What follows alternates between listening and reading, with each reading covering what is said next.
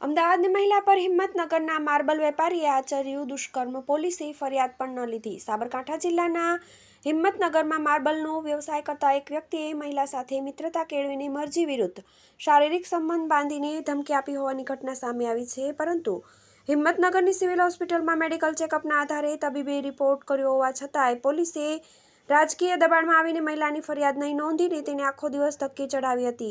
આમ મહિલાઓની સુરક્ષાની વાતો કરતી પોલીસ પર અનેક સવાલ ઊભા થયા છે.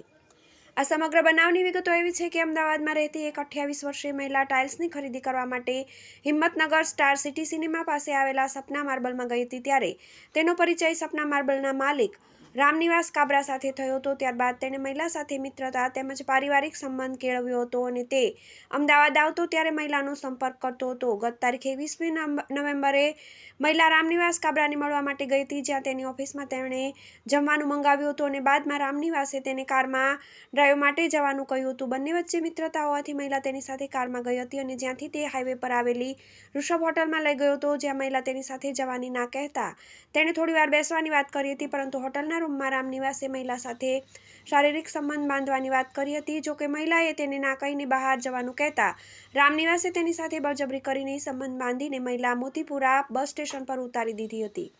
એટલું જ નહીં, રામનિવાસે મહિલાને ધમકી પણ આપી હતી. આ બનાવ અંગે મહિલાનું ગાયનેક તબીબ દ્વારા મેડિકલ ચેકઅપ પણ થયું હતું અને તબીબી રિપોર્ટના આધારે પોલીસને પત્ર લખ્યો હતો. ઋષભ હોટલ પ્રાંતિજ પોલીસ સ્ટેશનની હદમાં આવતી હોવાથી મહિલા પોલીસ સ્ટેશન પહોંચી હતી, પરંતુ સ્થાનિક પોલીસે આ વાતની જાણ રામનિવાસ કાબરાને કરી દીધી હતી, જેથી તેણે ભાજપના સ્થાનિક નેતાઓની મદદ લઈને પ્રાંતિજ પોલીસ પર દબાણ લાવીને તેના વિરુદ્ધ ગુનો ન નોંધાય તેવી રજૂઆત કરી હતી. ત્યારબાદ પ્રાંતિજ પોલીસ સ્ટેશનના અધિકારીઓએ પોલીસ મથકે ફરિયાદ લખાવવા માટે આવેલી મહિલાની રજૂઆત સાંભળવાને બદલે આખો દિવસ ટલ્લે ચઢાવી હતી અને મોડી સાંજ સુધી બેસાડી રાખ્યા બાદ પણ ફરિયાદ નોંધી નહોતી. આમ મહિલા સુરક્ષાની વાત કરતી પોલીસે રાજકીય દબાણમાં આવીને રામનિવાસ કાબરા સામે કાર્યવાહી કરી નહોતી, જે અનુસંધાનમાં જિલ્લા પોલીસ વડાને રજૂઆત કરવામાં આવશે.